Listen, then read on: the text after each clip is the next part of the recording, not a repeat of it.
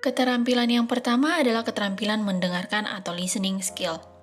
Sebaik apapun kemampuan berbicara kita saat berkomunikasi dengan seseorang, tetapi jika tidak diiringi dengan kemampuan mendengarkan, maka komunikasi tidak akan efektif. Karena kemampuan mendengarkan merupakan proses pemahaman secara aktif untuk mendapatkan informasi serta sikap dari pembicara agar bisa memahami pembicaraan tersebut secara objektif. Adapun 5 tahapan dalam kemampuan mendengarkan yaitu sebagai berikut. Yang pertama adalah menerima. Kita mulai mendengarkan pesan secara fisik dan mengakui kalau kita memang sedang mendengarkan. Atau dengan kata lain, give your attention. Yang kedua adalah menafsirkan.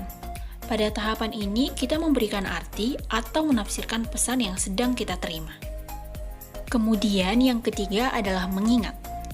Nah, sebelum kita mengambil tindakan berdasarkan pesan yang telah kita terima, pastinya kita perlu menyimpannya dahulu di dalam otak kita alias mengingat. Karena kita mungkin akan membutuhkannya di waktu yang akan datang. Yang keempat adalah mengevaluasi. Langkah berikutnya yaitu kita perlu mengevaluasi pesan yang telah kita terima dengan menerapkan keterampilan berpikir secara kritis.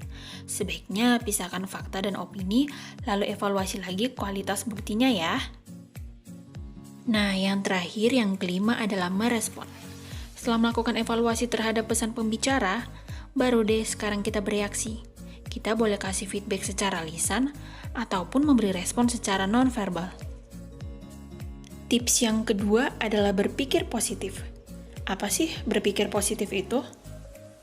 Menurut Seligman 2008, berpikir positif adalah respon terhadap kehidupan dari sudut pandang kekuatan yang dimiliki oleh diri individu.